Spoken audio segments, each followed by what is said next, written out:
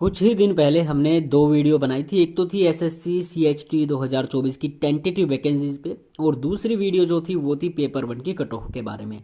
तो दोनों वीडियो को मद्देनज़र रखते हुए हम यहाँ पे इस वीडियो में बात करेंगे उन्हीं के आधार पे। तो यहाँ पे एसएससी ने टेंटेटिव वैकेंसीज अपनी बता दी हैं। उस वीडियो में हमने बताया था टेंटेटिव वैकेंसीज वाले में कि कम से कम 25-30 डिपार्टमेंट्स यहाँ पे रहने वाले हैं, लेकिन 35 डिपार्टमेंट यहाँ पे एसएससी की ओर से आ चुके हैं। और आज यानी 2 जनवरी 2025 को एसएससी ने कंबाइंड हिंदी ट्रांसलेटर्स एग्जामिनेशन 2024 वाले रिक्रूटमेंट की टेंटेटिव वैकेंसी जारी कर दी है। देखिए, जब नोटिस आया तो इन्होंने बताया था कि भाई हमारे पास 312 के आसपास वैकेंसी रह सकती है। तो 312 ही है। जो इंक्रीज आपकी हुई है वो हुई है सीनियर ट्रांसलेटर्स की वैकेंसीज। 8 वैकेंसी उनकी इंक्रीज हो चुकी हैं। तो यहाँ पे डिपार्टमेंट वाइज और कैटेगरी वाइज आप वैकेंसीज देख सकते हो। तो जैसे कि यहाँ पे डीजीएचएस हो गया, 6 वैकेंसी है। एनआईसी की 2 हैं। और स्टैटिस्टिक्स 26-27 वैकेंसीज हम मान के चल रहे थे, लेकिन उन्होंने सारी की सारी यहाँ पे दे दी हैं, 33 वैकेंसीज। और इसके बाद डीजीएक्यूए की आपको पता ही है। और फिर मिनिस्ट्री ऑफ ब्रॉडकास्टिंग, यहाँ पे इसका भी हमने आपको बताया था कि एक वैकेंसी एक वैकेंसी वाली में थी। मिनिस्ट्री ऑफ माइंस ने काफ़ी ज़्यादा 6 वैकेंसी यहाँ पे दी है। सीईए मिनिस्ट्री ऑफ पावर ने भी 4 वैकेंसी हम 2 मान के चल रहे थे। Ministry of housing and urban affairs CPWD का आपको पता ही है, 9 वैकेंसी है। फिर पासपोर्ट का भी हमने बता दिया था। और यहाँ पे environment and forest and climate change, इसका भी हमने बताया था, लेकिन यहाँ पे जितनी एक्सपेक्टेड थी उससे ज़्यादा वैकेंसीज आई हैं, 23 वैकेंसी। सीबीआईसी की आपको पता ही है। डिपार्टमेंट ऑफ कंज्यूमर अफेयर्स, इसका भी हमने आपको 1-2 वैकेंसी बताई थी, तो 2 वैकेंसी यहाँ पे। सीवीसी की भी हमने कहा था 2 के आसपास, तो 2 वैकेंसी आ चुकी हैं। इसके बाद आगे और भी हैं। मिनिस्ट्री ऑफ डिफेंस, यहाँ पे 9 वैकेंसी है। और ये डीजीडीई डायरेक्टर जनरल डिफेंस स्टेट्स, ये शायद पहली बार आया है। और फिर एएसआई मिनिस्ट्री ऑफ कल्चर, यहाँ पे भी पहली बार वैकेंसी है। इन्होंने शायद 2023 में दी थी, वो विदड्रॉ कर ली थी। 2 वैकेंसी यहाँ पे है। और department of science and technology, बहुत अच्छी बात है, 5-5 वैकेंसी अब तक लेके आता था, लेकिन इस बार 15 वैकेंसी लेके आया।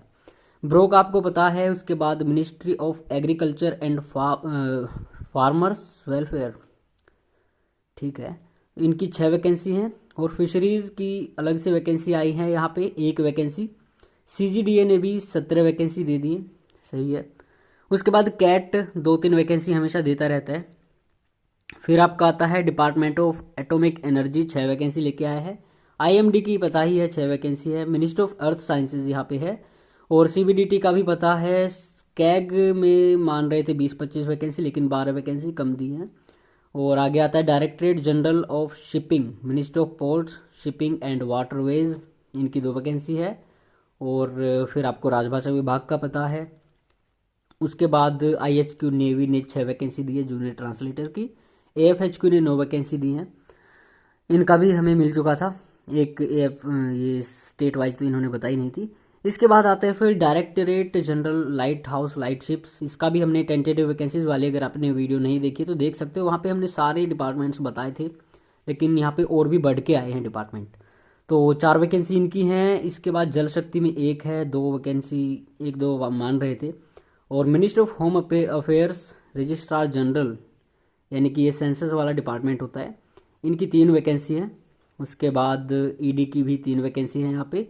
लेकिन ईडी में अच्छी बात ये कि भाई ये सीनियर की वैकेंसी लेके आए हैं, बहुत बढ़िया। एएफएचक्यू में 1 ही वैकेंसी है, तो पता ही था। उसके बाद आईएचक्यू नेवी ने फिर से वैकेंसी दे दी और 4 वैकेंसी दी हैं, तो बहुत बढ़िया है। अब यहाँ पे देखिए, data not provided by the user department, तो इसका मतलब ये है कि भाई यहाँ पे जो बाकी बातें हो रही हैं, स्टार कौन से वाले में लगा, अच्छा ये वाला कि वो पीएच कैंडिडेट का होगा शायद, विजुअली हैंडीकैप्ड अवेलेबल है या नहीं है, सॉरी एलिजिबल है या नहीं है। तो चलिए, ये सारी बात रहती हैं। 320 वैकेंसी आ चुकी हैं। अब यहाँ पे बात आती है जो बहुत ही इम्पोर्टेंट, जिसके लिए हमने ये वीडियो बनाई है, बनाने का सोचा है, तो उसके बारे में यहाँ पे हम थोड़ा सा देख लेते हैं। तो जी हाँ, हम बात कर रहे हैं कंबाइंड हिंदी ट्रांसलेटर्स एग्जामिनेशन 2024 की। और यहाँ पे हमारा जो फोकस है इस वीडियो में वो ये है कि भाई 312 जूनियर की वैकेंसी है, सीनियर की 8 है, टोटल 320 वैकेंसीज हैं। लेकिन यहाँ पे बहुत ही ज़्यादा गड़बड़ हो चुकी है। और वो गड़बड़ ये है कि भाई आपकी जो कट ऑफ रहने वाली है उसमें बहुत ही बड़ा उतार चढ़ाव आपको देखने को मिल सकता है। और उतार चढ़ाव इतना देखने को मिल सकता है कि ओबीसी की जो कट ऑफ है, मैं कहता हूँ बहुत ज़्यादा चांसेस हैं कि यूआर से ज़्यादा जाएगी। तो यहाँ पे चलिए आगे देखते हैं अब रिजर्वेशन किस कैटेगरी को कितनी मिली है।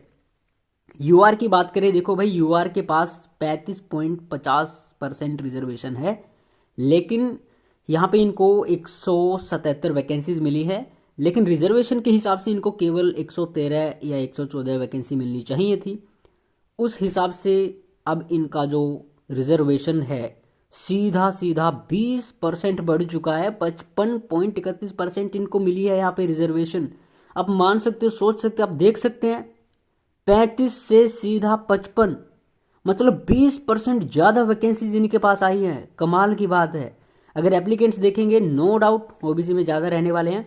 कट ऑफ यूआर की ज़्यादा रहती है, ओबीसी के आसपास रहती है, कई बार ओबीसी की ज़्यादा चली जाती है, लेकिन बराबर सा ही मामला रहता है। तो यहाँ पे ये बहुत ही ज़्यादा अनफेयर है, इसका बहुत बड़ा इम्पैक्ट होने वाला है। और ये इम्पैक्ट लड़ाई यहाँ पे यूआर ओबीसी की है, क्योंकि बाकी कैटेगरीज के रिजर्वेशन के बारे में भी हम बात करेंगे। आगे बातें हैं ओबीसी का, तो भाई 27% यहाँ पे माना जाता है ओबीसी का रिजर्वेशन। माना क्या जाता है ही इतना। इस हिसाब से इनको 86 या 87 वैकेंसी मिलनी चाहिए थी, लेकिन यहाँ पे इनको मिली है केवल 50 वैकेंसीज। उस हिसाब से रिजर्वेशन इनको मिला है केवल और केवल 15.62। पॉइंट के बाद अलग अलग करके बोलते हैं, वो बातें छोड़ो। तो यहाँ पे देख सकते हैं आप, जिसको 35 मिलना चाहिए था उसको 55 मिला है, जिसको 27 मिलना चाहिए था उसको 15 मिला है। मतलब ये हो क्या रहा है भाई, समझ नहीं आ रहा। मतलब इनको 12% कम मिला है, यूआर को 20% ज़्यादा मिला है। रिजर्वेशन में इतना बड़ा बवाल हो सकता है और किसी रिक्रूटमेंट में भी हुआ हो, लेकिन मैंने अब तक कोई ऐसी देखी नहीं है भर्ती जहाँ पे इतना बड़ा गैप देखने को आपको मिलेगा। आगे बात करें एससी की, तो भाई इनको 15% मिलता है, उस हिसाब से 48 वैकेंसी मिलनी चाहिए थी, 46 मिल गई, कोई बात नहीं, ये बातें होती आई हैं पहले से ही। तो इनको 14.37% मिल चुका है। आगे बात करें ईडब्ल्यूएस की, तो हमने यहाँ पे रिजर्वेशन वाइज लगा रखे हैं। ईडब्ल्यूएस में 10% के हिसाब से 32 मिलनी चाहिए थी, लेकिन इनको 23 मिली है। यहाँ पे 7.18% इनको मिला है, मतलब लगभग 3% इनका कम हुआ है रिजर्वेशन।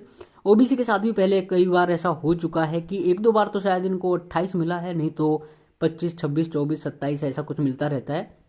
ये कोई ज़्यादा गैप नहीं होता, लेकिन 10-10, 20-20 का जब गैप होता है तो भाई वो बवाल करने वाली चीज़ होती है। इसके बाद एसटी की बात करें तो भाई इनको 7.5% मिलता है, मतलब 24 इनको वैकेंसी मिलनी चाहिए थी, लेकिन मिली भी 24% है, 7.5 ही मिला है। एक्यूरेट सिर्फ और सिर्फ एसटी कैटेगरी के लिए है, तो एसटी को कोई दिक्कत नहीं है, वो मज़े से फाइट करेंगे। और आगे बात आए अदर्स कैटेगरी की, तो भाई इनको मिलता है 5%। अदर्स में बहुत सारे आते हैं, पीडब्ल्यूबीडी आता है, विजुअली हैंडीकैप्ड आता है, एक्स सर्विसमैन भी अदर्स में ही आ जाते हैं। तो उन सभी का मिलाकर 5% होता है, मतलब 5% के हिसाब से इनको मिलना चाहिए था 16%, लेकिन यहाँ पे इनको मिल रहा है 8.12%, मतलब 16%, सॉरी गलती से बोल दिया, 16 वैकेंसीज इनको मिलनी चाहिए थी, लेकिन यहाँ पे इनको मिल रही है 8.12% के हिसाब से 26 वैकेंसीज। तो यहाँ पे गैप तो ज़्यादा है, 3% से भी ज़्यादा रिजर्वेशन इनको मिला है। तो यहाँ पे फ़ायदे में सीधी सीधी बात करें तो भाई यूआर कैंडिडेट है, नो डाउट। अदर्स वाले भी फ़ायदे में है। बाकी लॉस की बात करें तो एसटी को कोई नुकसान नहीं है, कोई इनको फ़ायदा भी नहीं है। ईडब्ल्यूएस को लॉस हुआ है, एससी कैटेगरी को भी लॉस थोड़ा सा हुआ है, और ओबीसी को सीधा सीधा 12% का लॉस है, और यूआर की तो भाई बल्ले बल्ले। अब यूआर वाले कैंडिडेट कहेंगे कि भाई बाकी कैटेगरीज वाले भी हमारे में फ़ाइट करते हैं, तो भाई वो फाइट करते हैं 35% के हिसाब से, लेकिन यहाँ पर तो 20% ज़्यादा हो चुका है।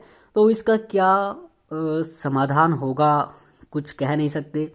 एसएससी की शायद इसमें कोई गलती नहीं है, क्योंकि जितने सारे डिपार्टमेंट जिस हिसाब से जिस कैटेगरी की वैकेंसी देते हैं, जहाँ जिस कैटेगरी की जितनी वैकेंसीज हैं वो उनको दे रहे हैं। तो यहाँ पे एसएससी का तो कुछ कहा नहीं जा सकता, लेकिन यहाँ पे ये जो इतना बड़ा गैप हुआ है, ये मुद्दे वाली बात हुई है।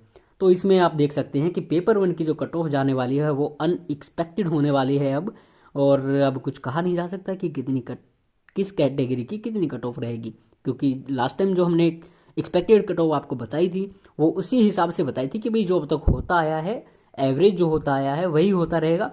जो पेपर का लेवल था 312 वैकेंसीज थी, उस हिसाब से हमने जो वैकेंसी के हिसाब से जो वीडियो बनाई थी एक्सपेक्टेड कट ऑफ पर, वो उसी के हिसाब से थी। लेकिन यहाँ यूआर और ओबीसी की जो फाइट है वो बहुत ही अलग लेवल की है। तो ओबीसी की cut off no doubt UR से ज़्यादा जाने वाली है, कितनी ज़्यादा जाएगी देखना सिर्फ यही होगा। एक्सपेक्टेड डेट है कि 16 जनवरी के आसपास आपका रिजल्ट आ जाए। कब रिजल्ट आता है, कब क्या होता है, कितना धमाका होता है, ये सारी चीज़ें आपको पता चलेंगी रिजल्ट आने के बाद। और अब बात आती है पेपर 2 की, तो भाई पेपर 2 की आपको तैयारी कंटिन्यू रखनी पड़ेगी, क्योंकि कभी भी आपकी एग्ज़ाम डेट आ सकती है। एक्सपेक्टेड हमने जो बताया हुआ है फरवरी में आपका पेपर 2 हो सकता है, तो तब तक आप उसकी तैयारी करें। बाकी ये जो कैटेगरी और रिजर्वेशन वाला फंडा है भाई, ये तो पूरे देश में ऐसे ही चलता रहेगा। हमें सिर्फ और सिर्फ एक नौकरी पकड़नी है। हो सके तो कहीं अगर आपकी आवाज़ सुनी जाए तो आवाज़ भी आपको उठानी पड़ेगी, और आवाज़ आपकी तभी सुनी जाएगी जब आप आवाज़ उठाएंगे। तो ये कब क्या होगा कुछ नहीं कह सकते। बाकी तब तक आप अपनी कमेंट्स में राय दीजिए कि इसका क्या सोल्यूशन हो सकता है।